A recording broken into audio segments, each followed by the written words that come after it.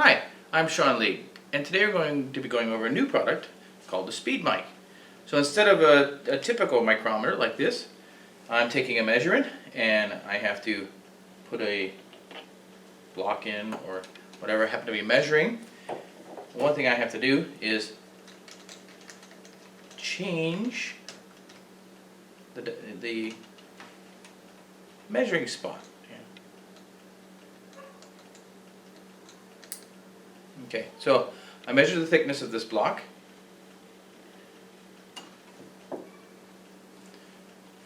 So I measure this thickness of the block and it's 0.353, this guy here.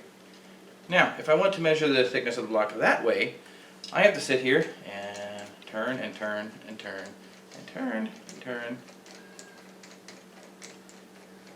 So it takes quite a long time to do this.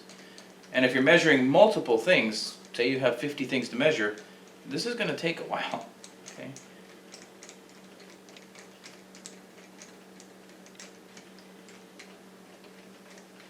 Alright, I finally get out there and I put it back together.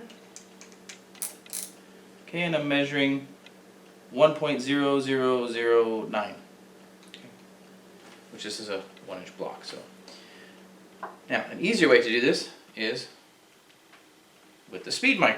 So I can simply open the tool up, put the block in, and let it go. And now I get 1.00015. So just as accurate, but a lot faster. And if I want to measure the thickness this way, I simply pull and let it go, and I've got 0.35000. Alright. So it's a lot faster for especially mass production to measure with this than with the traditional one, but just as accurate. Okay.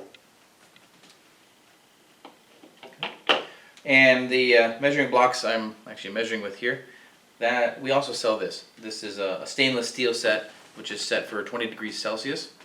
We sell a ceramic set as well, both for checking your tools to make sure everything is accurate. So.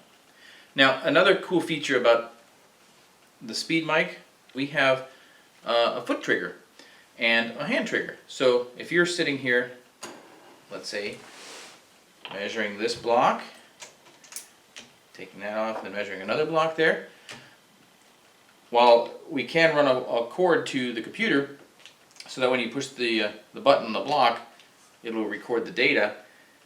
That takes a hand to do that. So, and often you're holding a block with one hand and you are turning with the other hand, so you don't have a third hand.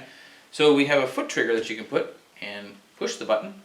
Anytime you see a measurement set, you just simply click with your foot and it sends the measurement to the computer. Then you can move on to the next block.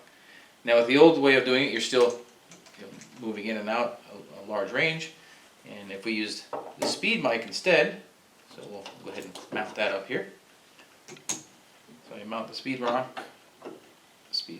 on this guy, and now I can simply put the block in there, and I would click the floor trigger. Okay. I put the block in there and click the foot trigger. Then I would go on to the next measurement, put that in there, click the foot trigger. So that's at least 4 times more efficient. To connect the gauge to your computer and use the foot trigger here, you simply pull this little tab up on the top and place the connector into the SpeedMic. And the other end of the connector you want to put into the hand switch. It'll only go in one way. And then next to where the connector goes in, you'll see there's a little round circle there. Pull that little plug out and you'll see there's a mini plug. The mini plug from the foot trigger will plug into that. Okay. And then the other end of the hand trigger, you'll see there's a USB. And that USB goes to your computer where you can record the data. So once this is hooked up and you are taking a measurement, you can either push the button on the block and it will transmit the data, or you can push the foot trigger, so whichever you prefer at the time.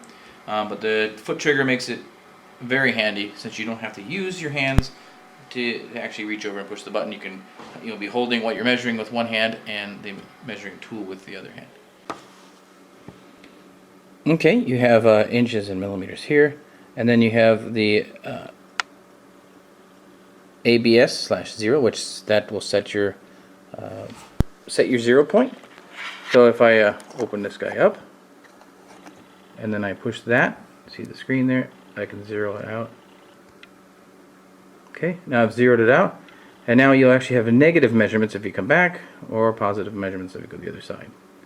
Now if you want to reset it back to the origin, simply set it there and push the button to reset it to 0.